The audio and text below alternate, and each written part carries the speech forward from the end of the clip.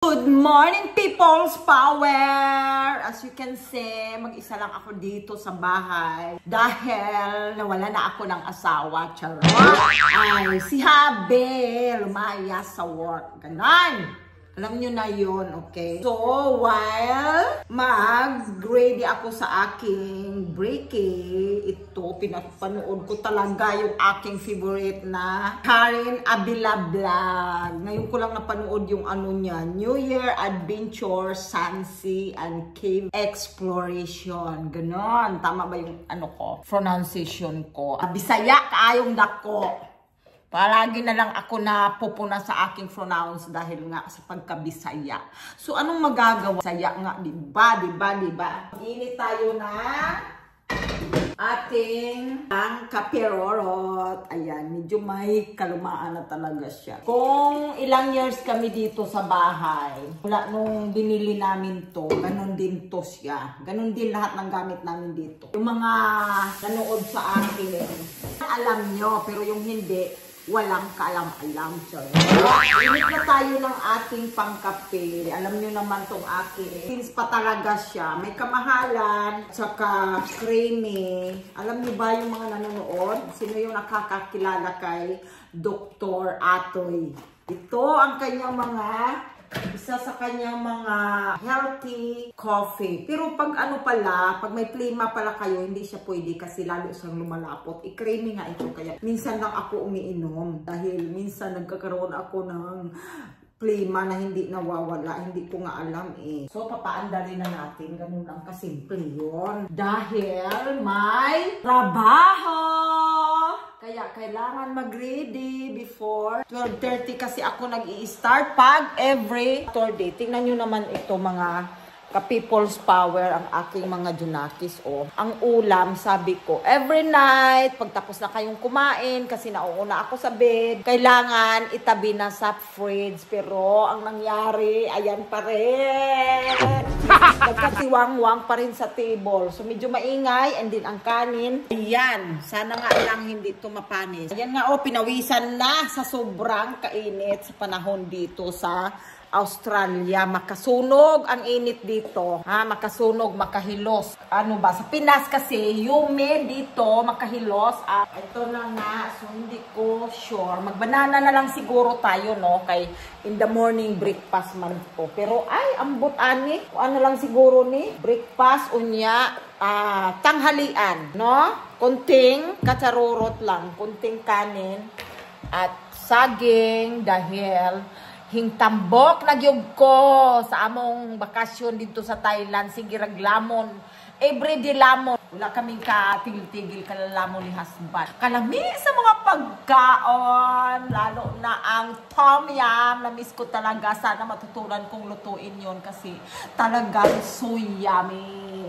Tikman nyo ang tom yum. Sa mga hindi nakakatikim, pwes tikman nyo pag pumunta kayo sa Bangkok or anywhere in Thailand. Talagang sarap na sarap talaga ako sa tom yum. Ha? Sobra. Dalawang klase yung tom yum nila. Isang tom yum, plain lang siya. Yung parang kumbaga sa atin, para siyang sinigang. Pero, so yung pangalawa nilang tom yum, nilalagyan nila ng malapot na gata. As in, sobrang sarap kasi lahat ng herbs. Mahilig sila sa mga herbs. Talagang lahat ng luto nila, ang dami nilang nilalagay ng mga dahon-dahon. Lahat ng klase ng herbs. Kaya siguro talagang swak na swak ang flavor. Talagang malalasahan nyo ang sobrang sarap. Diba? Tapos, mga fresh na mga veggies, ang hilig nila. Kapag nagsiserve sila, hindi mawawala talaga yung fresh veggies. Tapos nilalagay nila on top. Diba? Yun ang Thailand. So ngayon, ay, bago tayo magdaldalan, mag-ready na tayo. Marami pa tayong gagawin bago tayo mag-start sa trabaho. Sus, ganyan talaga mga ka-people's power ang buhay sa abroad. Alam nyo na, grabe dito. Kasi dati, nung bago-bago pa ako dito, hindi ako nagtatrabaho. So, hindi ko na-realize. Imagine, in 5 years, yata 4 years, nasa bahay lang ako. Kasi maliit pa nga si Bunso. Kailangan ko siyang i-look after. Ganon. Alam mo, Bunso lang yung kasama ko sa bahay. Sa 5 kong anak, siya lang yung palagi kong kasama. Ngayon, Ngayon, malaki na siya. Namimiss ko actually yung bata pa siya. Kasi ganun pala yun, no? Pag maglalakihan na yung anak mo, parang tapos wala ka ng baby. Mamimiss mo. Kasi nga, may sarili na silang mundo. Hindi mo na sila basta-basta mayagyag kung saan-saan ka magpupunta. Dati siya yung lagi kong kasama. Lumabas kami. Tuwang-tuwa kami na natuto kami magbas. Yung bago-bago pa lang kami sa Australia. Itong kakatuwa talaga. Kasi nga, ang hirap dito lumabas nang wala kang kaalam-alam sa bus kasi dinumber nga yung bus dito. So ngayon kasi ang aking asawa dahil 5 weeks siya nawawala sa trabaho. Dahil ang trabaho nga niya, alam nyo naman, no, nasa dagat. So ngayon, syempre, maiwan kami sa bahay. Pinoproblema ko na ngayon kung paano kami lumabas. Bahay, alam nga naman magkulong ka lang ng 1 buwan bago siya makauwi. Hintayin mo pa yon. Di ngayon, tinuruan kami ni husband, kinuhaan kami ng bus card and everything like that. Meron na akong bus card na yan. And then, pagkatapos, tinisting pa talaga ako ni husband. Sabi ko, kailangan itisting. Ako pala talaga nagsabi. Tingin natin, hindi tayo magsasakyan. Pupunta tayo kunwari ng ganitong mall para talaga maranasan ko in actual. Hindi yung sabi-sabi lang kasi mahirap yon. Tinisting talaga namin. Pero talagang, ito na. Ngayon, kailangan pa pala tandaan mo yung number dahil kung hindi, mali yung number na sasakyan mo, mapupunta ka sa ibang lupalop na lugar. So, di naligaw ka na sa madaling salita. Ngayon, first time namin talaga ni Bunso, sobrang tuwa-tuwa kami, para kaming nakawala sa Quran. Totoo lang, ganyan talaga dito ang experience, mga ka-people's power. Pag first time nyo sa ibang bansa, akala nyo lang talaga, siyempre maaaning ka, no? Parang, sabi, hala, ganito pala dito, ganyan. Overwhelming talaga, no? Kasi ang pinagkaiba lang talaga. Kasi wala kang makitang mga tao, hindi kagaya sa atin, hindi kagaya sa Thailand, hindi kagaya sa mga Asian country na talagang ang mga tao nandyan lang sa mga paligid. Dito wala. Feeling mo, nasaan ba mga tao dito?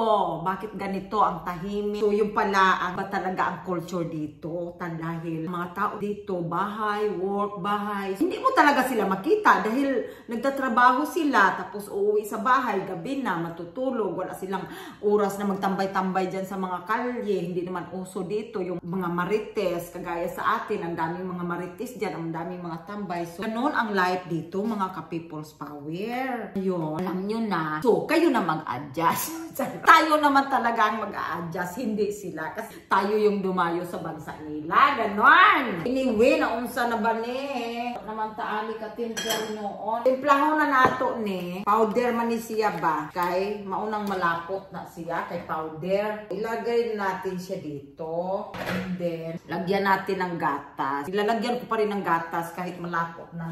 Nabuang yun si Inday Charorot. Ayan, butangan na nato na siya, no? Tapos, gusto ko sa umaga, hindi ko talaga alam kung anong kainin ko.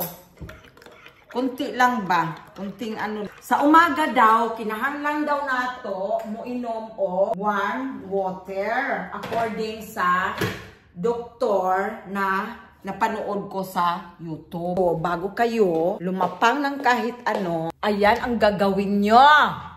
Tumungga muna kayo ng warm water. Dahil maganda daw yan sa atin, sa ating kalusugan. Kung naniniwala. Ako, siguro yes. Kasi nga, tubig to eh. Tubig naman talaga is always good for us, diba? Why not? Oh, napasobra yata ang minute. Hindi naman kailangan isang baso. Kahit half lang ba? Ayan na.